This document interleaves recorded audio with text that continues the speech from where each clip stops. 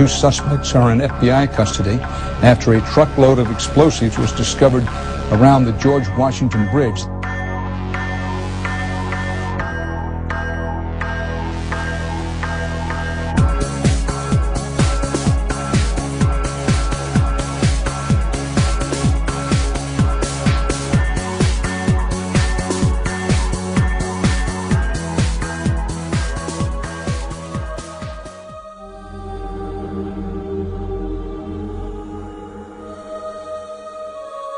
The Lavon Affair was an Israeli terrorist operation in Egypt known as Operation Susanna, in which Egyptian, American, and British-owned targets in Egypt were bombed in the summer of 1954. In the early 1950s, the U.S. was becoming friendlier with Egypt and was moving to influence the British to leave the Egyptian Suez Canal, which they had manned for almost 20 years. The apartheid state of Israel would not tolerate the British leaving, and elements within Israel began planning a variety of terrorist attacks on British, Egyptian, and American targets. These attacks would then be blamed on so-called Muslim extremists. This would incite the anger of the British and the Americans towards Egypt and Islam and sour the burgeoning relationship between Egypt, America, and Britain. This plan for a series of false flag terrorist attacks was codenamed Operation Susanna. A group of Egyptian Jews was recruited to carry out the attacks. Jews in the diaspora that are recruited are known as Sayanim. The first bomb went off on July 2nd when a post office in Alexandria was firebombed.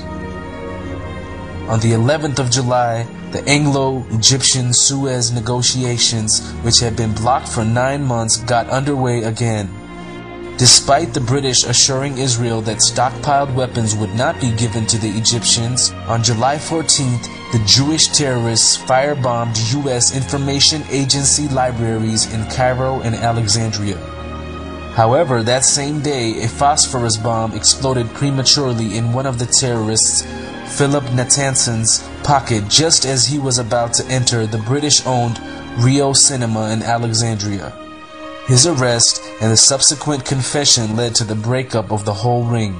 However, while the plot was being investigated, the Zionist Jewish terrorists started fires in 2 Cairo cinemas, in the Central Post Office, and the railway station. After the plot was uncovered, many tried to spin it as an anti-Semitic conspiracy theory. As the trial of the Jewish terrorists became more and more public, Israel was forced to do damage control. They claimed that the Egyptians were tipped off and allowed the attacks to happen. They also singularly scapegoated the defense minister Pinhas Lavon to prevent the exposure of the real group inside the apartheid state of Israel who planned Operation Susanna and several other false flag terrorist attacks. But this would not be the last time America's so-called ally and friend and recipient of over $150 billion in aid would attack her. As if a demolition team set off when you see the old demolitions of these old buildings. It looks like one of those scenes of an old building being purposely dynamited and blown up. Anybody who's ever watched a building being demolished on purpose knows that if you're going to do this, you have to get at the under-infrastructure of a building and bring it down. The way the structure is collapsing, this was the result of something that was planned. It's not accidental that the first tower just happened to collapse and then the second tower just happened to collapse in exactly the same way. How they accomplished this, we don't know.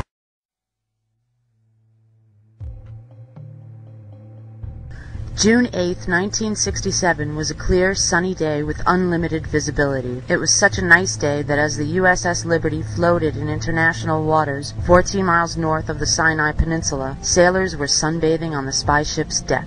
But all wasn't as tranquil as the sunny day would convey, for June 8th also marked the 4th day of the Six-Day War, which involved Israel, Egypt, Syria, and Jordan. Monitoring this situation was the USS Liberty, a World War II freighter that had been converted into a spy vessel by the NSA, the National Security Agency.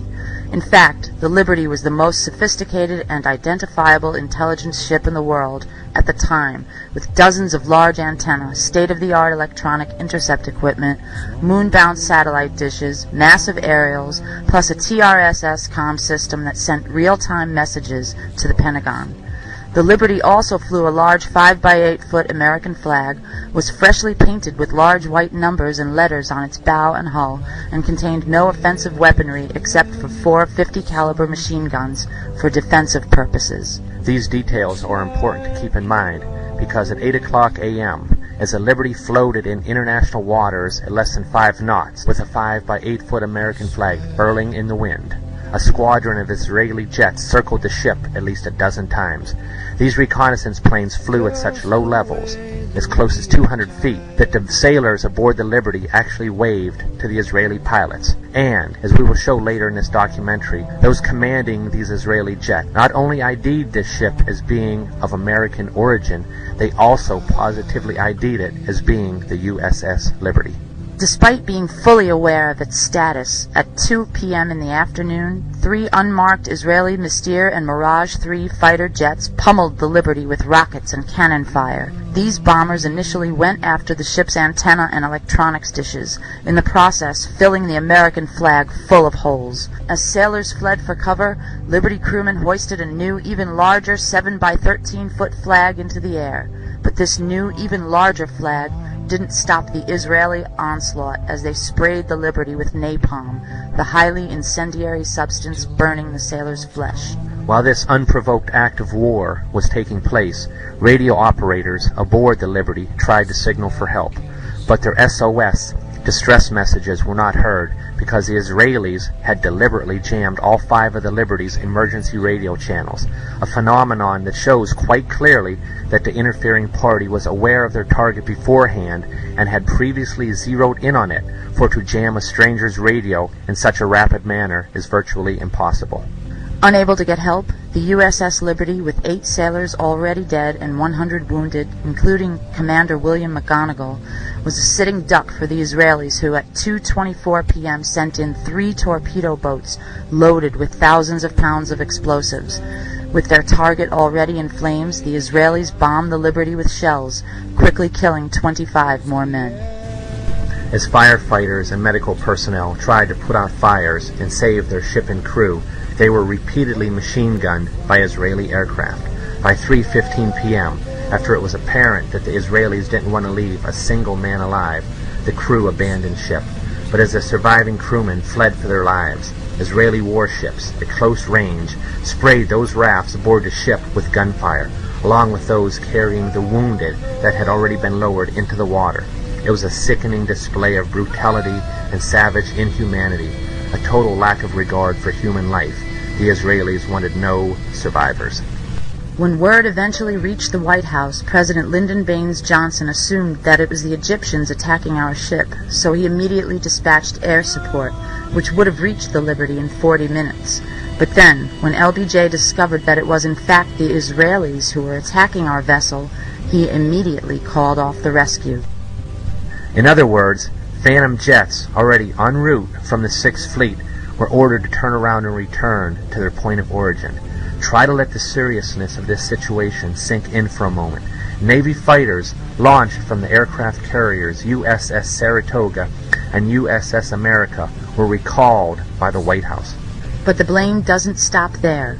Defense Secretary Robert McNamara and National Security Advisor Walter Rostow at first ordered instantaneous retaliation, but upon discovering that the attack originated from Israel's Haifa base, McNamara called off the exercise. In fact, it was reported later that Robert McNamara was so irate when discovering that Liberty radio men contacted the USS America that he barked, "Tell the 6th Fleet to get those aircraft back immediately." Due to this traitorous behavior, the USS Liberty had to wait 16 hours after the attack stopped before they were rescued by our military forces. It is the only instance in American naval history that a rescue mission was aborted while an American ship was under attack. In all, the Israeli attack on America's USS Liberty, a ship that sat almost motionless in the water with no offensive weaponry while sailors sunbathed on its deck, lasted for 2 full hours, equaling the length of Japan's infamous attack on Pearl Harbor. 821 holes were found in the ship, resulting from aircraft rockets, cannon fire, and torpedo blasts, while over 3,000 holes from Israel's machine gun fire were also counted. Far more tragically, the Israelis killed 34 Americans that fateful day, wounded 171 more, and instigated the worst U.S. naval losses since World War II. And even though U.S. Secretary of State Dean Rusk and Joint Chiefs of Staff Admiral Thomas Moore called this attack deliberate, to this day not one guilty party in Israel or the U.S. has been brought to justice. Well, the thoughts that always come back to us time and time again is how this thing is still being covered up after 40 years. And we know without doubt from the circumstances that it was a deliberate attack. Anyone who looks carefully at the details knows that it was deliberate, and that includes such people as Dean Rusk, as Secretary of State, and all of the heads of all of the intelligence organizations. Will the record show that the statements of Mr. Ennis are correct? Here are a few quotes for your consideration. On the strength of intercept transcripts of pilots' conversations during the attack, the question of the attack's deliberateness just wasn't a disputed issue within the agency. Lieutenant General William E. Odom, former Director, National Security Agency, interview with David Walsh on March 3, 2003, reported in Naval Institute Proceedings, June 2003. Inman said he flatly rejected the Crystal thesis that the attack was an accident. Quote, "It is just exceedingly difficult to believe that the USS Liberty was not correctly identified, based on talks with NSA seniors at the time having direct knowledge of intercepted communications. No NSA official could be found who dissented from the deliberate conclusion." Admiral Bobby Ray Inman, United States Navy, Director, National Security Agency, 1977 to 1981, reported in Proceedings, June 2003. Quote, "I can tell you for an absolute certainty from intercepted communications that they knew they were attacking an American ship." Unquote. Oliver Kirby, former Deputy Director for Operations and Production, National Security Agency. Kirby participated in the NSA's investigation of the attack and reviewed translations of intercepted communications between pilots and their headquarters, which he reports show conclusively that they knew their target was an American ship. Kirby is considered the godfather of the USS Liberty and USS Pueblo intercept programs. From telephone interviews with James Ennis and David Walsh for Friendless Fire, Proceedings, June 2003. In a handwritten note dated 26 August 1967 by NSA Deputy Director Louis W. Tordella, reacting to the Israeli court decision exonerating Israelis of all the blame for the Liberty attack, it is stated, quote, "A nice whitewash for a group of ignorant, stupid, and inept unquote. Ladies and gentlemen, the very word secrecy is repugnant in a free and open society, and we are, as a people, inherently and historically opposed to secret societies, to secret oaths, and to secret proceedings. For we are opposed around the world by a monolithic and ruthless conspiracy that relies primarily on covert means for expanding its sphere of influence, on infiltration instead of invasion, on subversion instead of elections, on intimidation instead of free choice. It is a system which has conscripted vast human and material resources into the building of a tightly knit, highly efficient machine that combines military, diplomatic, intelligence, economic, scientific, and political operations. Its preparations are concealed, not published. Its mistakes are buried, not headlined. Its dissenters are silenced, not praised. No expenditure is questioned, no secret is revealed. That is why the Athenian lawmaker Solon decreed it a crime for any citizen to shrink from controversy. I am asking your help in the tremendous task of informing and alerting the American people. confident that with your help, man will be what he was born to be, free and independent.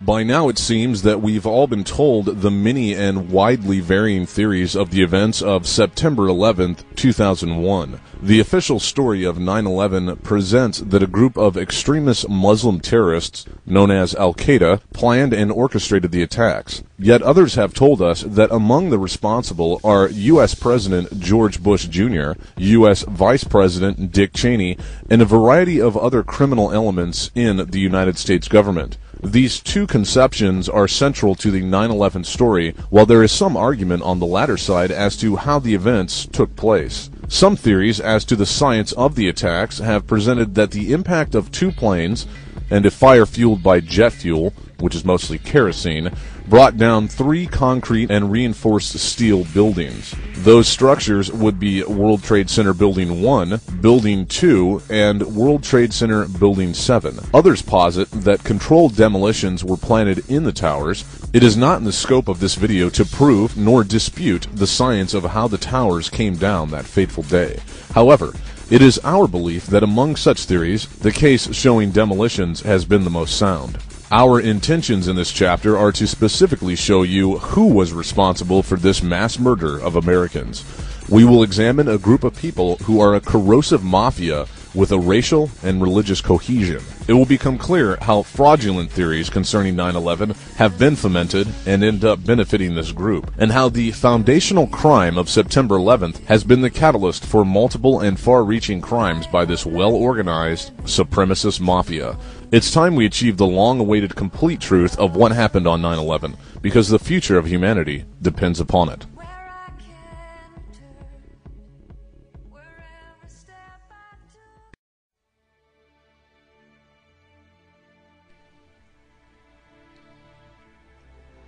There are 2 documents which are central to understanding the intricate planning for the events of September 11th.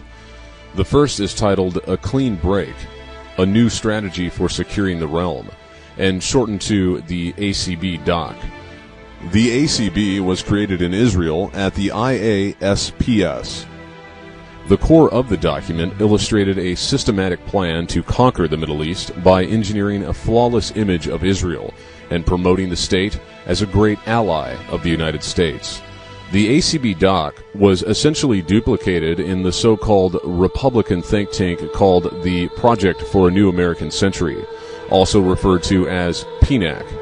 The same Jewish authors of the ACB Doc wrote PNAC's paper called Rebuilding America's Defenses, in which they called for a catalyzing event, like a new Pearl Harbor. PNAC is at first called a Republican think tank, but finds itself later termed a neocon or neoconservative group. PNAC consists of several non-Jewish criminal personalities, but be certain that its primary function is to serve the will of the Jewish mafia and the terrorist state of Israel. Some of the Jewish members of the Project for a New American Century are Elliot Abrams, John Bolton, Paula Dobriansky, Robert Kagan, William Crystal, Richard Pearl, Peter Rodman, William Schneider Jr., Paul Wolfowitz. Preparation for the attacks of September 11, 2001 did not just come in the form of how it would be engineered, but how the resulting energy from the socio-political, economic, and emotional upheaval could be directed and utilized to the benefit of the criminal cabal. American policy would become neocon policy. Yet the term neocon, once again, is misleading, as what we are really talking about are the goals of a Jewish power elite and the hundreds of thousands of everyday Jews who serve in their massive Sionim network. The power structure that would funnel the erupting force of 9/11 can be seen in the 3 distinct but interlocking categories. The first is the defense arm, with members Paul Wolfowitz, Richard Pearl, Douglas Fife, Elliot Abrams, and David Wurmser. This group was tasked with orchestrating a policy of preemptive action toward the Middle East in order so it may be reformed or remade in their vision.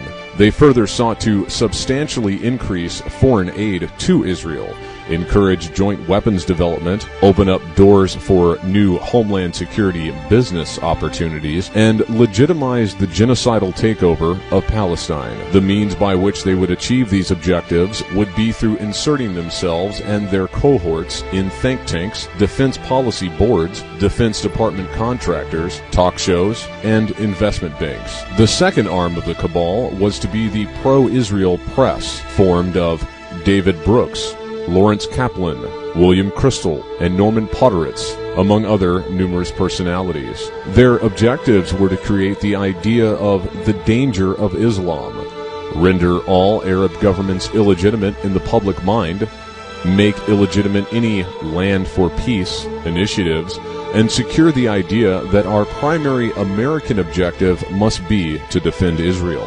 This was achieved through the American Enterprise Institute, Jewish Institute for National Security Affairs, or JINSA, Heritage Foundation reports, as well as the Weekly Standard, the New Republic, Commentary Magazine, and through the American Jewish Committee. The final tentacle of the cabal is the group of columnists who directly swayed public opinion. Four major personalities, among others, are Robert Kagan, Charles Krauthammer, Max Boot, and William Safire. They sought to paint Palestinian militants as terrorists, create a linkage between 9/11 and all Arab governments, make anyone critical of Israel and the Jewish criminal mafia out to be an anti-Semite, and make Israelis heroes in the minds of Americans. The movie You Don't Mess with the Zohan, starring Jewish actor Adam Sandler, serves these final objectives expertly by slipping under the radar as mere entertainment.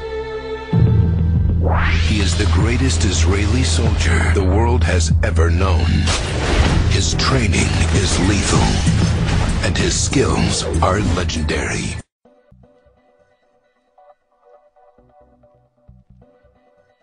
In October 2000, approximately 11 months prior to September 11, 2001, a former Israeli Defense Force, or IDF member, and veteran of the Yom Kippur War, 1973, was collecting English ivy cuttings at the Gomel Chesed Cemetery located at McKellen and 245 Mount Olive Avenue in Newark, New Jersey. The Gomel Chesed Cemetery is a Jewish cemetery. While he was scouting the cemetery for ivy cuttings, he overheard what he believed to be a conversation spoken in Hebrew, which drew his attention. As he watched and listened, a third man arrived to the meeting in a Lincoln Town Car.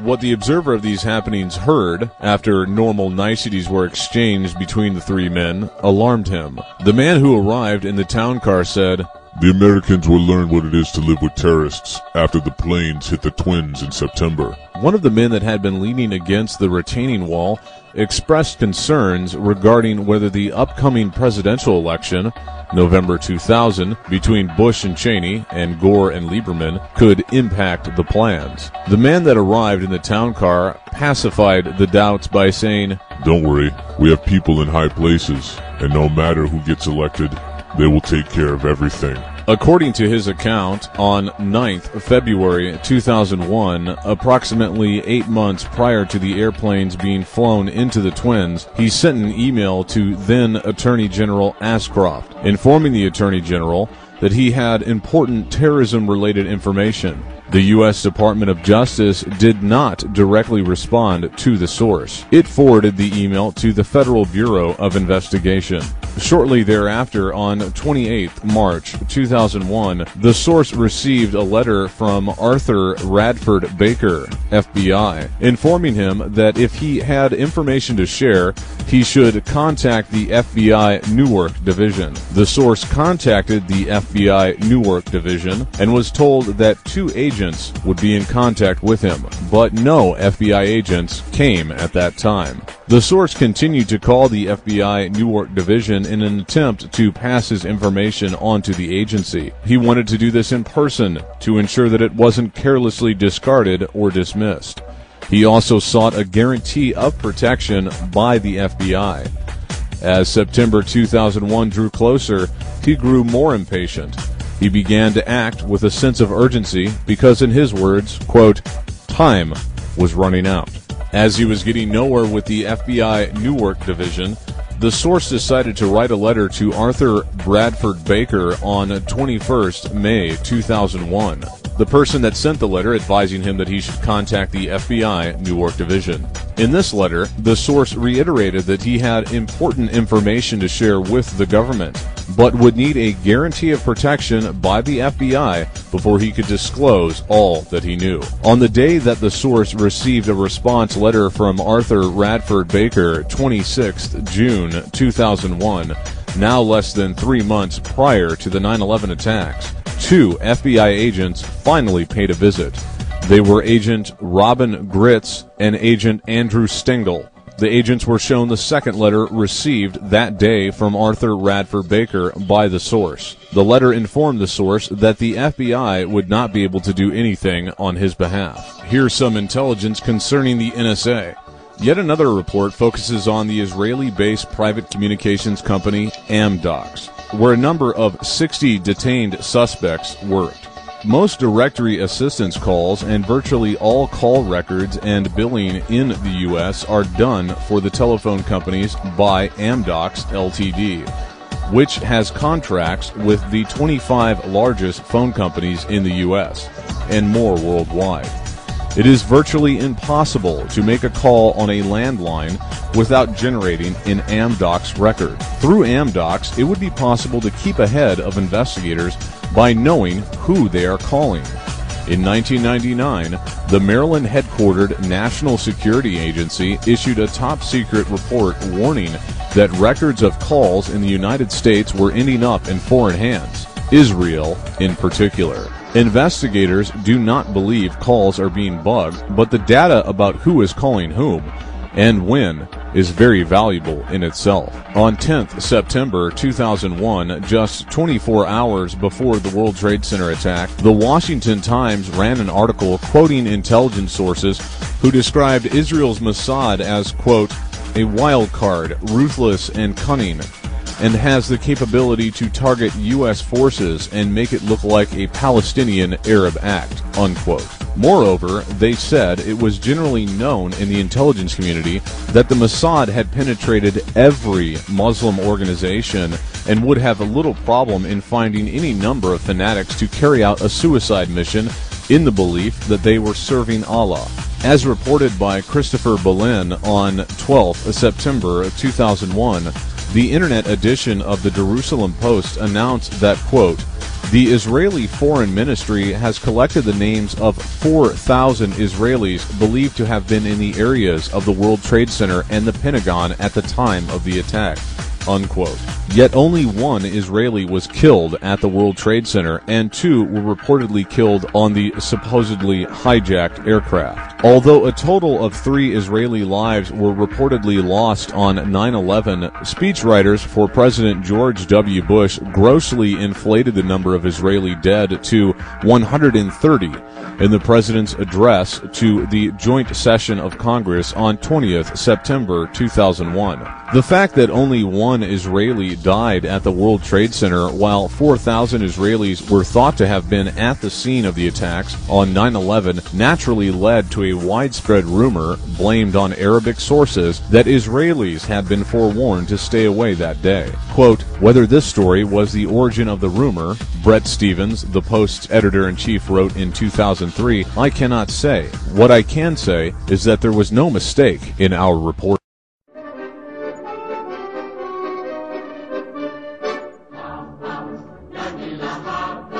As the world watched in disbelief and asked, how could this be possible, 5 Israelis, later discovered to be Mossad operatives, were seen dancing with joy. Fox News duplicated a report given by the New York Times. Little space was given to this information, but they did in fact state that, quote, a group of 5 men had set up video cameras aimed at the Twin Towers prior to the attack on Tuesday and were seen congratulating one another afterwards, unquote. Police received several calls from angry New Jersey residents claiming Middle Eastern men, quote-unquote, with a white van were videotaping the disaster with shouts of joy and mockery.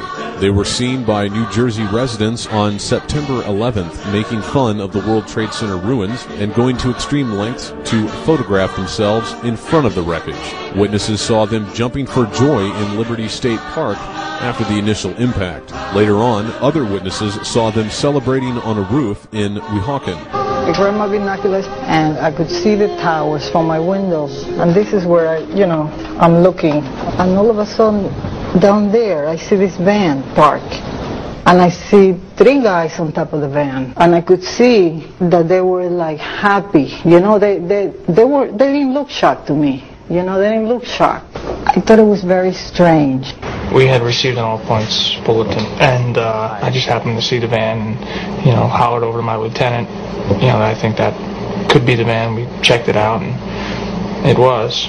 We were all on edge, obviously, so I really wasn't looking to make friends with these people, and neither were the officers that I were with.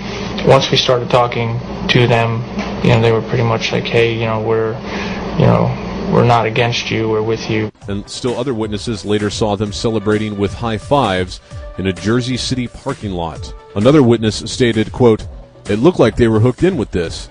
It looked like they knew what was going to happen when they were at Liberty State Park." One anonymous phone call to authorities actually led them to close down all of New York's bridges and tunnels. The mystery caller told the 911 dispatcher that a group of Palestinians were mixing a bomb inside of a white van headed for the Holland Tunnel. Here's the transcript from NBC News. Jersey City Police. Yes, we have a white van, 2 or 3 guys in there. They look like Palestinians and going around a building. There's a minivan heading toward the Holland Tunnel. I see the guy by Newark Airport mixing some junk, and he has those chic uniform. He has what? He's dressed like an Arab. The caller seems honest enough, but consider this. Why would the anonymous caller specifically say that these Arabs were Palestinians? How would he know that? Furthermore, Palestinians usually dress in Western-style clothes, not chic uniforms. Based on that phone call, police then issued a be-on-the-lookout alert for a white minivan heading for the city's bridges and tunnels from New Jersey. The description was given as this: white, 2000 Chevrolet van with urban moving system sign on back, seen at Liberty State Park, Jersey City, New Jersey, at the time of first impact of jetliner into World Trade Center. 3 individuals with van were seen celebrating after initial impact and subsequent explosion. FBI Newark Field Office requests that, if the van is located, hold for prints and detain individuals. When a van fitting the exact description was stopped just before crossing into New York, the suspicious Middle Easterners were apprehended. Imagine the surprise of the police officers when these terror suspects turned out to be Israelis. According to ABC's 2020, when the van belonging to the cheering Israelis was stopped by the police, the driver of the van, Savon Kurtzberg, told the officers, "We are Israelis. We are not your problem. Your problems are our problems. The Palestinians are your problem." Why did he feel that the Palestinians were a problem for the NYPD? The police and FBI field agents became very suspicious when they found maps of the city with certain places highlighted. Box cutters, the same items that the hijackers supposedly used, $4,700 cash stuffed in a sock, and foreign passports. Police also told the Bergen Record that bomb-sniffing dogs were brought to the van and that they reacted as if they had smelled explosives. The FBI seized and developed their photos, one of which shows Savon Kurtzberg flicking a cigarette lighter in front of the smoldering ruins in an apparently celebratory gesture. The Jerusalem Post later reported that a white van with a bomb was stopped as it approached the George Washington Bridge, but the ethnicity of the suspects was not revealed. Here's what the Jerusalem Post reported on 12th September 2001. Quote, American security services overnight stopped a car bomb on the George Washington Bridge. The van, packed with explosives, was stopped on an approach ramp to the bridge. Authorities suspect the terrorists intended to blow up the main crossing between New Jersey and New York, Army Radio reported, unquote. 2 suspects are in FBI custody after a truckload of explosives was discovered around the George Washington Bridge. That bridge links New York to New Jersey over the Hudson River. Whether the discovery of those explosives has anything to do with other events today is unclear, but the FBI has 2 suspects in hand, said the truck load of explosives, enough explosives were in the truck to do great damage to the George Washington Bridge. The Jewish weekly called The Forward reported that the FBI finally concluded that at least 2 of the detained Israelis were agents working for the Mossad, the Israeli intelligence agency, and that Urban Moving Systems, the ostensible employer of the 5 Israelis, was a front operation. This was confirmed by 2 former CIA officers, and they noted that movers vans are a common intelligence cover. The Israelis were held in custody for 71 days before being quietly released. Quote, "There was no question but that the order to close down the investigation came from the White House. It was immediately assumed at CIA headquarters that this basically was going to be a cover-up so that the Israelis would not be implicated in any way in 9/11, unquote. Several of the detainees discussed their experience in America on an Israeli talk show after their return home.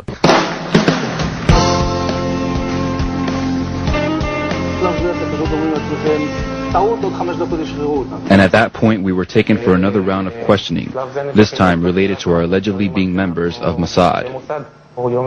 The fact of the matter is we are coming from a country that experiences terror daily. Our purpose was to document the event. It has been more than 16 years since a civilian working for the Navy was charged with passing secrets to Israel. Jonathan Pollard pled guilty to conspiracy to commit espionage and is serving a life sentence. At first, Israeli leaders claimed Pollard was part of a rogue operation, but later took responsibility for his work.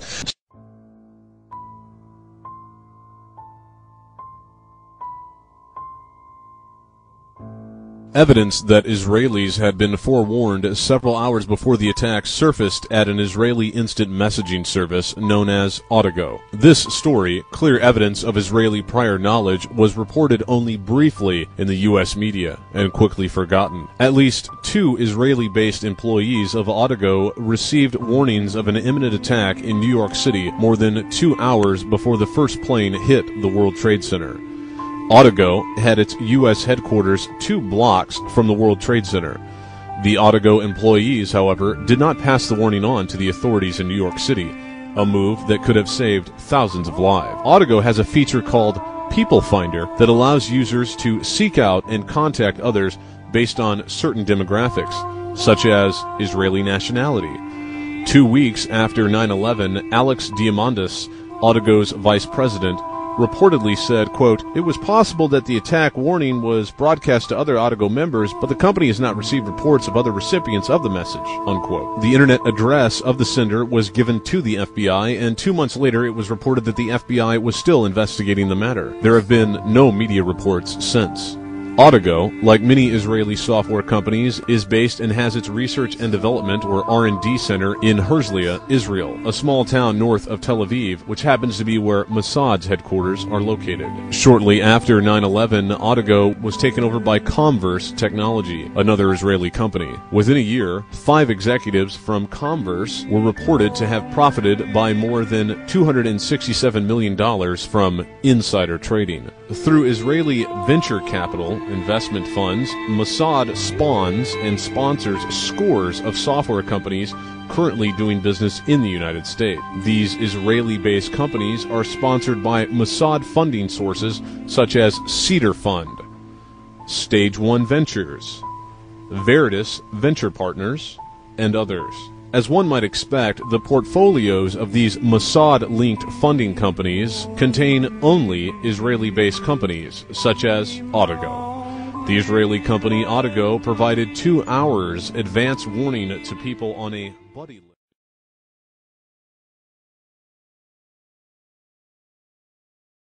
In addition to the Autogo early warning, it is reported that the Tokyo branch of Goldman Sachs also released a memo on 10th September 2001 that warned its employees to steer clear.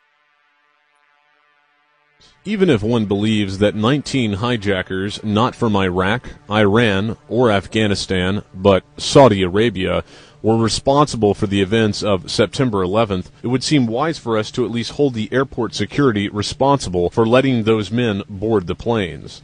The airport security was handled by an Israeli company called ICTS. Ezra Harrell, a Jew, is the owner. The company is registered in the Netherlands and was employed at Charles de Gaulle Airport to screen passengers boarding U.S. planes. Most of its personnel are ex-Shin Bet officers. The company covers security at Boston's Logan Airport, where the American Airlines plane came down after flight attendants and passengers overpowered Richard Reed. You might recall Reed as the man with the shoe bomb. ICTS knew he was dangerous, but allowed him to board a flight from Tel Aviv to Paris. Well, did ICTS know that he was dangerous? Or is their security just that shoddy? ICTS's own website states that it sells services to every airport from which the hijacked planes on 9/11 operated, including security services, and this is sometimes done through wholly owned subsidiaries like Huntley USA Corporation. It has been suggested that the incredible feat of hijacking 4 aircraft without a single arrest at the gate would require the resources of a nation-state. This is even more true with the revelation that at least one gun had managed to board a hijacked plane. One company had automatic inside access to all of the airports from which hijacked planes departed on 9/11, and to the airports used by Richard Reed, the shoe bomber, an Israeli company, one that Mossad agents could easily find employment with without the management knowing who they were or what their purpose really was. As an additional note to ICTS's complicity, hours before the House version of the first so-called Patriot Act went to a vote, technical corrections, quote-unquote, were inserted into the body of the legislation whereby foreign security companies, such as ICTS International, would be immune from lawsuits related to the events of 9/11. Talk about not being available for deposition. This Patriot Act legislation sleight of hand occurred before the inception of the 9/11 Commission, when fearless leader George W. Bush was still resisting the very idea of an investigation into 9/11.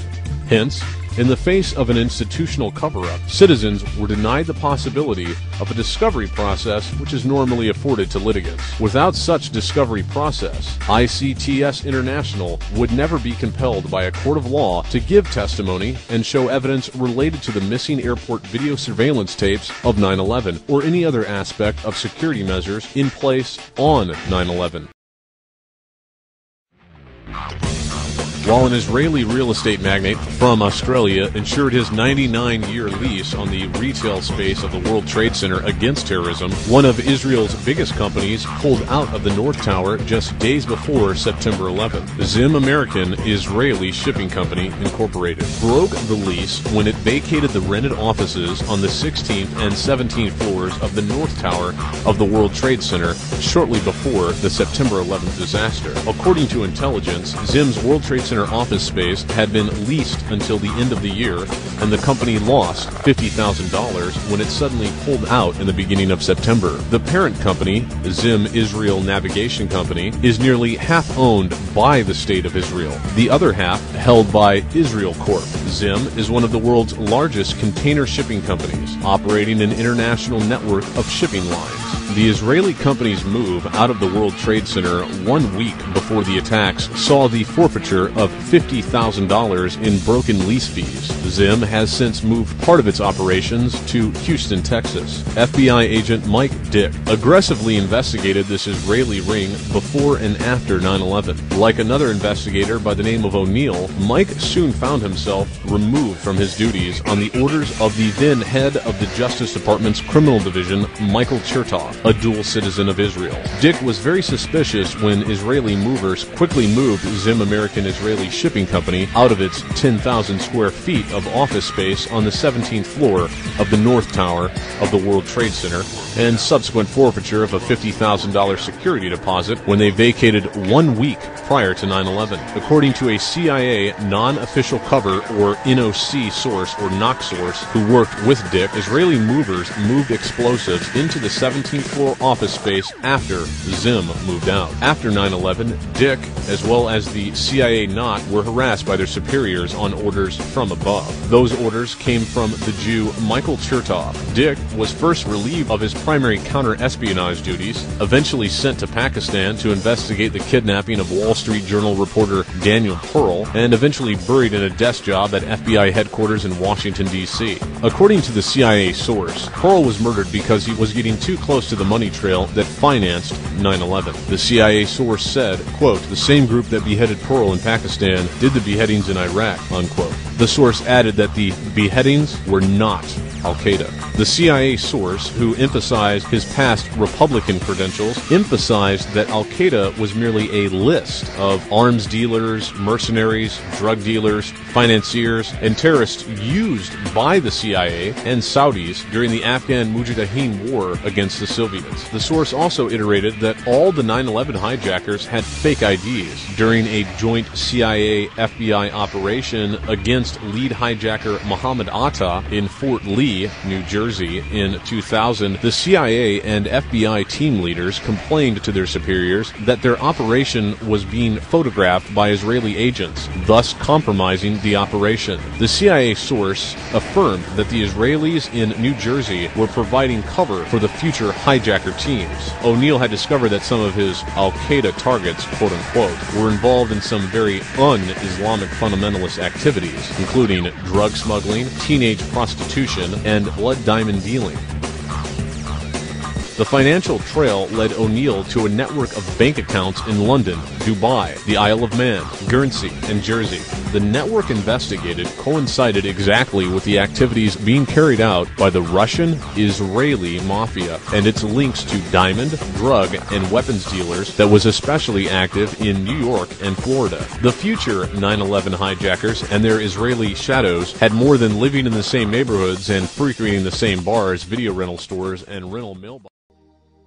Who shipped out the steel rubble of the World Trade Center towers? That would be none other than Metals Management, headed by Jew Alan D. Ratner. The most critical evidence to determine what really caused the towers to collapse was quickly destroyed after being sold to Asian smelters. Ratner, of Metals Management, now merged with the Sims Group, and the New York-based Hugo New Schnitzer East, profited from this criminal destruction of evidence. Ratner sold the World Trade Center steel to Chinese companies, reportedly selling more than 50,000 tons of steel to a Shanghai steel company for $120 per ton. Ratner had paid about $70 per ton for this crime scene evidence. As reported in a document titled The Israel Lobby and U.S. Foreign Policy, Harvard professor Stephen Walt and University of Chicago professor John Mersheimer focused attention on the strong Israeli lobby, which has a powerful influence over American foreign policies.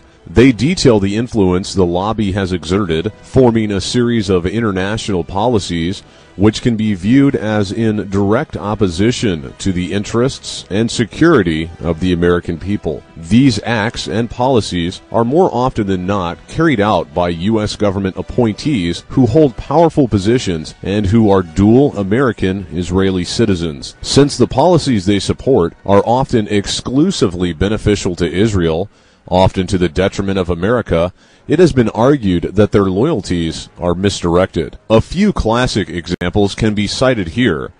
Jonathan J. Pollard was an American-Israeli citizen who worked for the U.S. government. He is well known because he stole more secrets from the U.S. than has any other spy in American history. During his interrogation, Pollard said he felt compelled to put the interests of my state ahead of his own. Although as a U.S. Navy counterintelligence specialist, he had a top-secret security clearance. By my state, he meant the state of Israel. Literally tens of thousands of Americans holding U.S. passports admit they feel a primary allegiance to the state of Israel. In many instances, these Americans vote in Israeli elections, wear Israeli uniforms, and fight in Israeli wars. Many are actively engaged both in the confiscation of Palestinian lands and in the Israeli political system. 3 examples follow. Rabbi Meir Kahan founded the militant Jewish Defense League in the U.S. in the 1960s.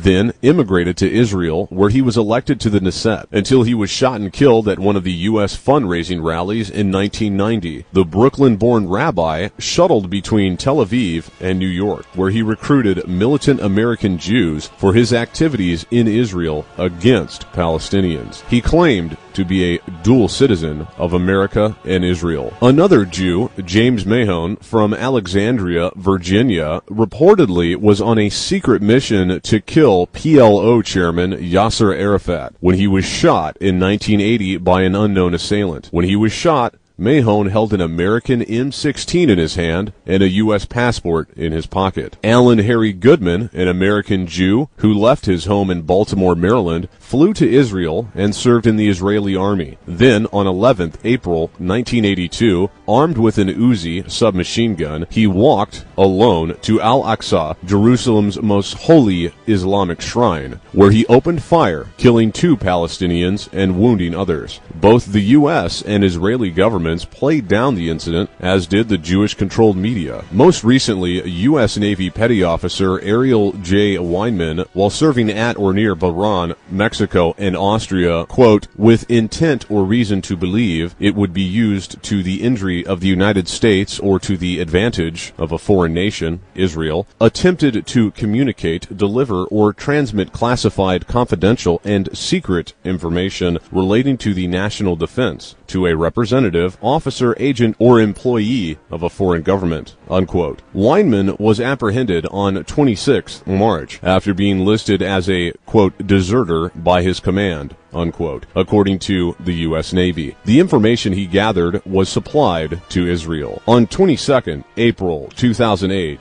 Ben Ami Kaddish, a Connecticut-born U.S. dual citizen who worked in New Jersey, was arrested and charged with giving top-secret nuclear information and details about the U.S. Patriot missile to an Israeli agent, the same agent involved with the J. Pollard case. The espionage charges reportedly stem from acts committed in the 1980s. These activities, like the ones with convicted spy Pollard, were immediately denied by Israel. Pollard pleaded guilty in 1986. It is further reported that Israeli officials instructed Kaddish to lie to U.S. investigators. Kaddish was scheduled to be arraigned on Tuesday afternoon, 22nd April 2008, at U.S. District Court in Manhattan, authorities said. The examples of Kahan, Mahone, Goodman, and Weinman raise the question of when a U.S. citizen ceases to be, or should cease to be, a U.S. citizen. U.S. law at one time clearly stated that an American citizen owed first allegiance to the United States. A U.S. citizen should not fight in a foreign army or hold high office in a foreign country without risking expatriation. What happened? It was the 1940 Nationality Act. In Section 401E of the 1940 Nationality Act, provides that a U.S. citizen, whether by birth or naturalization, quote, shall lose his U.S. nationality by voting in a political election in a foreign state, unquote. This law was tested many times. In 1958, for instance, an American citizen named Perez voted in a Mexican election. The case went to the Supreme Court, where the majority opinion held that Perez must lose his American nationality. The court said Congress could provide for expatriation as a reasonable way of preventing embarrassment to the United States in its foreign relations. But then something very odd happened. In 1967, an American Jew, Beis Ephraim, received an exemption that set a precedent exclusively for American Jews. Ephraim, born in Poland in 1895, immigrated to America in 1912 and became a naturalized U.S. citizen in 1926. In 1950, aged 55, he immigrated to Israel and became an Israeli citizen. In 1951, Ephraim voted in an Israeli Knesset election and in 5 political elections that followed. So, by all standards, he lost his American citizenship, right? Wrong. After living in Israel for a decade, Ephraim wished to return to New York. In 1960, he asked the U.S. consulate in Haifa for an American passport. The Department of State refused the application, invoking Section 401E of the Nationality Act, the same ruling that had stripped the American citizen named Perez of his U.S. citizenship. Attorneys acting for Ephraim took his case to a Washington, D.C. district court, which upheld the law. Then, his attorneys appealed to the Court of Appeals. This court also upheld the law. The attorneys for Ephraim then moved the case on to the Supreme Court. Here, with Supreme Court Justice Abby Fortas, Lyndon Johnson's former attorney and one of the most powerful Jews, casting the swing vote, the court voted 5-4 in favor of Ephraim. The court held that the U.S. government had no right to rob Ephraim of his American citizenship. The court, reversing its previous judgment as regards the Mexican American, ruled that Ephraim had not shown intent to lose his citizenship by voting in Israeli elections. While Washington claims it has a good neighbor policy with Mexico, the U.S. does not permit Mexicans to hold dual nationality. The U.S. makes them become either U.S. or Mexican. You can't be both. But the U.S., in its special relationship with Israel, has become very sympathetic to allowing Israeli Americans to retain two nationalities and allowing U.S. citizens not only to hold public office in Israel, but to hold U.S. government positions as well. No other country holds this special exception to our laws of citizenship. So, you may ask, are there any other dual Israel-American citizens who hold U.S. government positions that could compromise American security? The answer is yes. Consider the following list. Michael McCasey, recently appointed as U.S. Attorney General. McCasey also was the judge in the litigation between developer Larry Silverstein and several insurance companies arising from the destruction of the World Trade Center on 9/11/2001. Michael Chertoff, former Assistant Attorney General for the Criminal Division at the Justice Department, now head of Homeland Security. Richard Pearl, one of Bush's foreign policy advisors, he is the chairman of the Pentagon's Defense Policy Board. A very likely Israeli government agent, Pearl was expelled from Senator Henry Jackson's office in the 1970s after the National Security Agency, or NSA, caught him passing highly classified national security documents to the Israeli embassy. He later worked for the Israeli weapons firm Soltam. Pearl came from a pro-Israel think tank, the AEI. Pearl is one of the leading pro-Israeli fanatics leading this Iraq warmongering within the administration and now in the media. Paul Wolfowitz, former Deputy Defense Secretary and member of Pearl's Defense Policy Board in the Pentagon. Wolfowitz is a close associate of Pearl and reportedly has close ties to the Israeli military. His sister lives in Israel. Wolfowitz came from the Jewish think tank Jensa. Wolfowitz was the number 2 leader within the administration behind this Iraq warmongering. He later was appointed head of the World Bank, but resigned under pressure from World Bank members over a scandal involving his misuse of power. Lawrence or Larry Franklin, the former Defense Intelligence Agency analyst with expertise in Iranian policy issues, who worked in the office of Undersecretary of Defense for Policy Douglas Feith and reported directly to Feith's deputy William Luty, was sentenced 20th January 2006 to, quote, more than 12 years in prison for giving classified information to an Israeli diplomat, unquote. And members of the pro-Israel lobbying group American Israel Public Affairs Committee, or AIPAC. Franklin will, quote, remain free while the government continues with the wider case, unquote. And his, quote, prison time could be sharply reduced in return for his help in prosecuting, unquote, former AIPAC members Stephen J. Rosen and Keith Wiseman. As an update to this, the trial with these AIPAC spies has been postponed indefinitely. How could the trial be postponed indefinitely? Kevin DeGregory was the head prosecuting attorney, but weeks prior to the trial, he had retired from his position as prosecutor to go work for a Jewish law firm.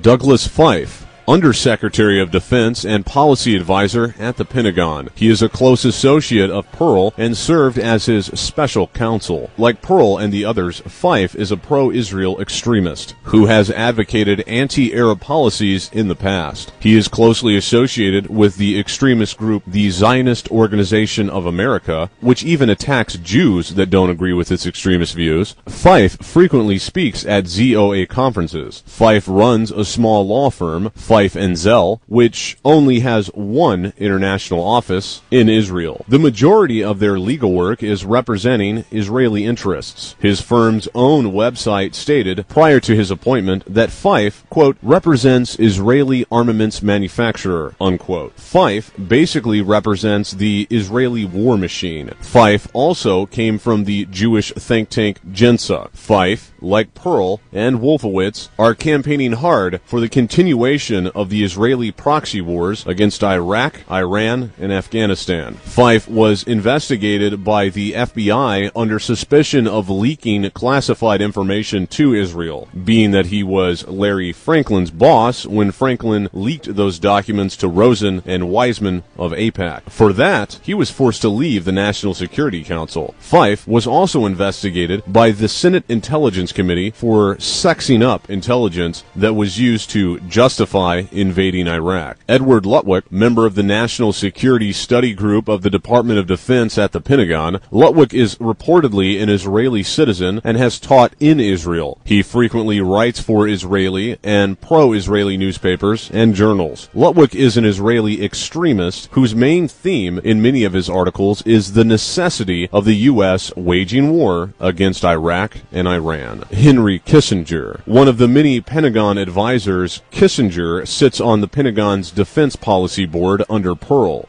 Unfortunately, President Bush nominated Kissinger as chairman of the September 11th Investigating Commission. It's like picking a bank robber to investigate a fraud scandal. He later declined this job under enormous protests. Dov Zakheim. Dov Zakheim is an ordained rabbi and reportedly holds Israeli citizenship. Zakheim attended Jews College in London and became an ordained Orthodox Jewish rabbi in 1973. He was adjunct professor at New York's Jewish Yeshiva University. Zakheim is close to the Israeli lobby. Dov Zakheim is also a member of the Council on Foreign Relations, or CFR, and in 2000 a co-author of the project for the New American Century's position paper titled Rebuilding America's Defenses, advocating the necessity for a Pearl Harbor-like incident to mobilize the country into war with Israel's enemies, mostly Middle Eastern Muslim nations. He was appointed by Bush as Pentagon Comptroller from 4th May 2001 to 10th March 2004. At that time, he was unable to explain the disappearance of $1 trillion. Actually, nearly 3 years earlier, Donald Rumsfeld announced on 10th September 2001 that an audit discovered $2.3 trillion was also missing from the Pentagon books. That story, as mentioned, was buried under 9/11's rubble. The two sums disappeared under Zakheim's watch. Despite these suspicions, on 6th May 2004, Zakheim took a lucrative position at Bose Allen Hamilton, one of the most prestigious strategy consulting firms in the world. One of its clients then was Blessed Relief, a charity said to be a front for Osama bin Laden. Bose Allen and Hamilton then also worked closely with DARPA, the Defense Advanced Research Projects Agency, which is the research arm of the Department of Defense. Intelligence concerning Dov tells us that he is a dual Israeli-American citizen and has been tracking the halls of the U.S. government for 25 years, casting defense policy and influence on Presidents Reagan, Clinton, Bush Sr., and Bush Jr. Further intelligence points out that most of Israel's armaments were gotten thanks to him. Squads of U.S. F-16s and F-15s were classified as military surplus and sold to Israel at a fraction of their value. Kenneth Edelman, one of the many Pentagon advisors, Edelman also sits on the Pentagon's Defense Policy Board under Pearl and is another extremist pro-Israel advisor who supported going to war against Iraq. Edelman frequently frequently is a guest on Fox News and often expresses extremist and often ridiculous anti-Arab and anti-Muslim views. Through his ignorance, he actually called Arabs anti-Semitic on Fox News, dated 28 November 2001, when he could have looked it up in the dictionary to find out that Arabs, by definition, are Semitic people. They are Semites. Louis Scooter Libby, Vice President Dick Cheney's ex-chief of staff, as chief pro-Israel Jewish advisor to Cheney, it helps explain why Cheney is so gun-ho to invade Iran. Libby is longtime associate of Wolfowitz. Libby was also a lawyer for convicted felon and Israeli spy Mark Rich, whom Clinton pardoned in his last days as president. Libby was recently found guilty of lying to federal investigators in the Valerie Plame affair, in which Plame, a covert CIA agent, was exposed for political revenge by the Bush administration following her husband's revelations about the lies leading to the Iraq War. Robert Satloff, U.S. National Security Council advisor, Satloff was the executive director of the Israeli lobby's think tank, Washington Institute for Near East Policy. Many of the Israeli lobby's experts come from this front group, like Martin Indyk. Elliot Abrams, National Security Council advisor, he previously worked at Washington-based think tank Ethics and Public Policy Center. During the Reagan administration, Abrams was the Assistant Secretary of State, handling, for the most part, Latin American affairs. Played an important role in the Iran-Contra scandal, which involved illegally selling U.S. weapons to Iran to fight Iraq, and illegally funding the Contra rebels fighting to overthrow Nicaragua's Sandinista government. He also actively deceived 3 congressional committees about his involvement and thereby faced felony charges based on his testimony. Abrams pled guilty in 1991 to 2 misdemeanors and was sentenced to a year's probation and 100 hours of community service. A year later, former President Bush, Sr., granted Abrams a full pardon. He was one of the more hawkish pro-Israel Jews in the Reagan administration's State Department. Mark Grossman, Undersecretary of State for Political Affairs. He was Director General of the Foreign Service and Director of Human Resources at the Department of State. Grossman is one of many of the pro-Israel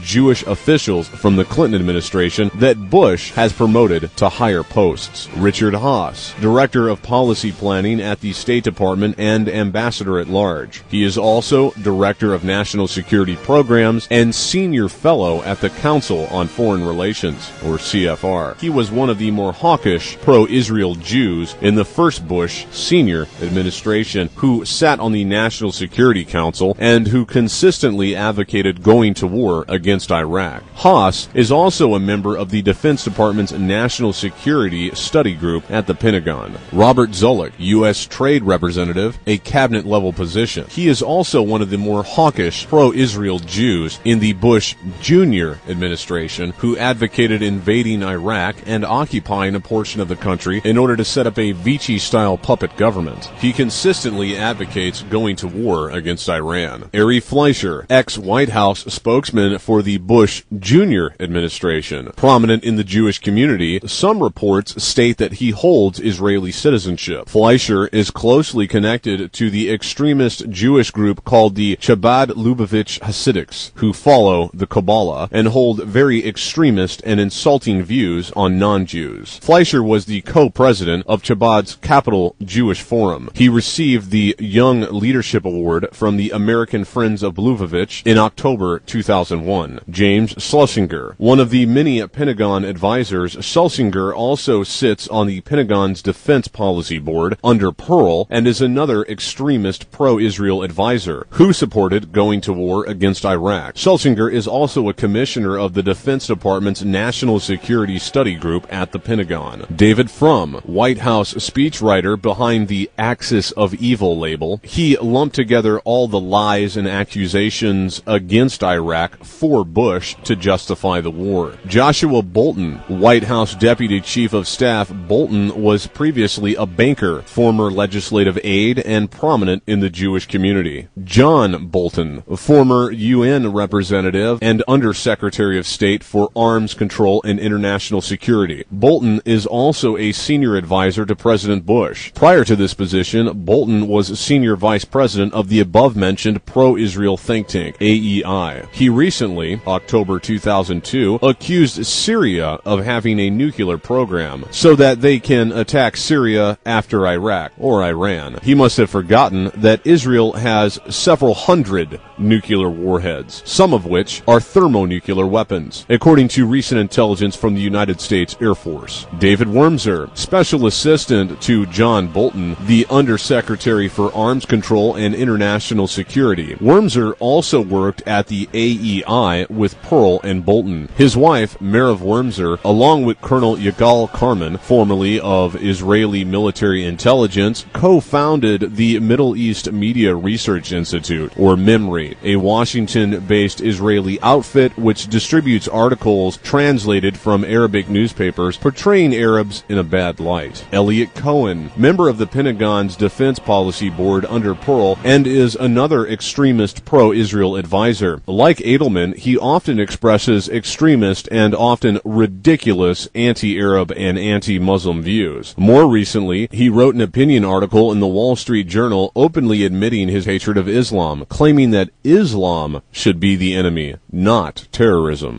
Mel Sembler, president of the Export-Import Bank of the United States, a prominent Jewish Republican and former national finance chairman of the Republican National Committee. The Export-Import Bank facilitates trade relationships between U.S. businesses and foreign countries, specifically those with financial problems. Steve Goldsmith, senior advisor to the president and Bush's Jewish domestic policy advisor. He also served as liaison in the White House office of Faith-Based and Community Initiatives, White House OFBCI, within the Executive Office of the President. He was the former mayor of Indianapolis. He is also friends with Israeli Jerusalem Mayor Ehud Olmert, and often visits Israel to coach mayors on privatization initiatives. A number of other dual Israeli citizens serving in our government are Adam Goldman, White House's special liaison to the Jewish community, Joseph Gildenhorn, Bush campaign's special liaison to the Jewish community. He was the D.C. finance chairman for the Bush campaign, as well as campaign coordinator and former ambassador to Switzerland. Christopher Gersten, principal deputy assistant secretary, Administration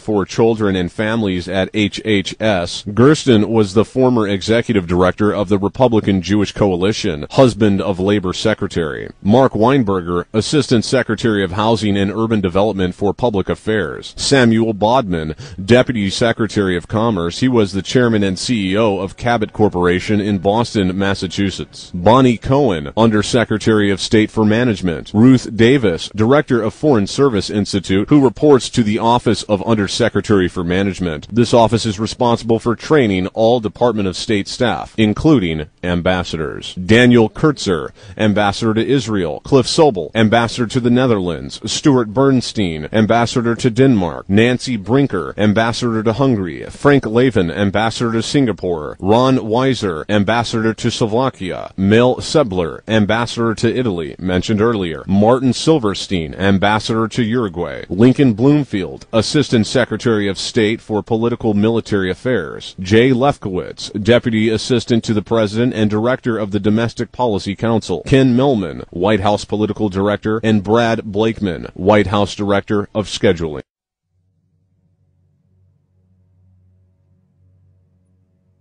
Michael Chertoff is now the Director of Homeland Security. Prior to his appointment as Director, he oversaw the Criminal Division of the Department of Justice till July of 2001. He is the man behind the investigation of 9/11, or lack of investigation, as it were.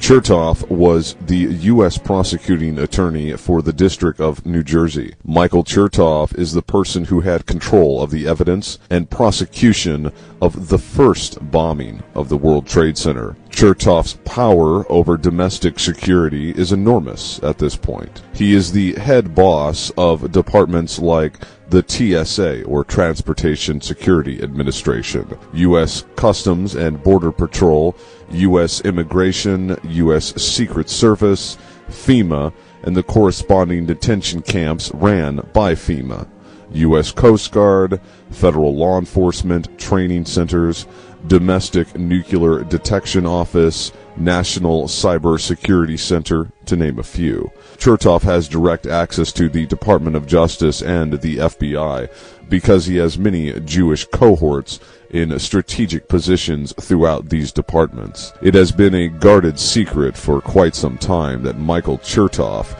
was the author of the Patriot Act, a bill edited by Viet Dinh that effectively nullifies the Constitution of the United States of America and the Bill of Rights.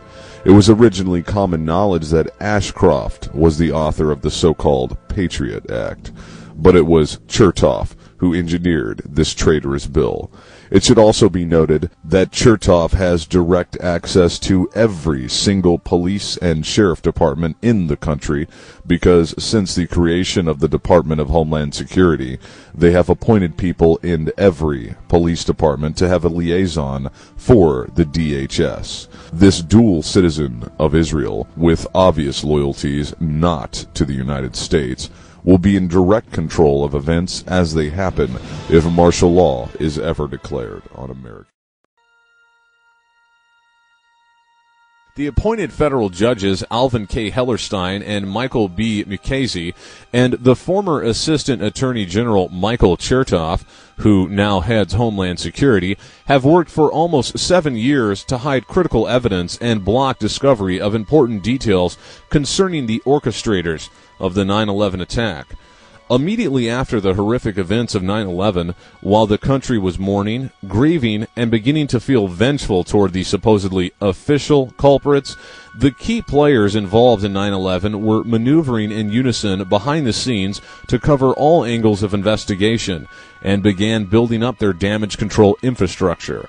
The Kenneth Feinberg Group is listed as one of the top 10 supporters of the Jerusalem Institute for Israel Studies for 2004 and 2005.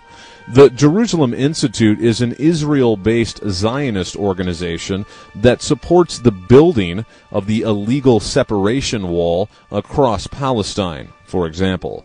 The Feinberg Group also lists as its clients major insurance and reinsurance companies such as Lloyd's of London. These are the companies who stood to lose billions of dollars if 9/11 victims' lawsuits had gone forward. Feinberg was appointed special master by then Attorney General John Ashcroft. Ashcroft, a dedicated supporter of the Jewish criminal mafia and supporter of such groups as Stand for Israel, is today working as a lobbyist for Israel Aerospace Industries, or IAI, Israel's major military aerospace company, which hired the former U.S. Attorney General to help secure the U.S. government's approval to sell an Israeli weapons system to the South Korean Air Force. Kenneth Feinberg set up the Victims' Compensation Fund.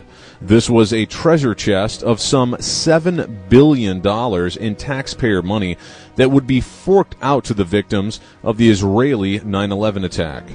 Since undoubtedly many families lost their primary breadwinner on 9/11, they had a choice between a sizable payout or a long drawn-out investigation with little to no guarantee of success if they chose to pursue legal action against the airlines and the passenger screening security companies.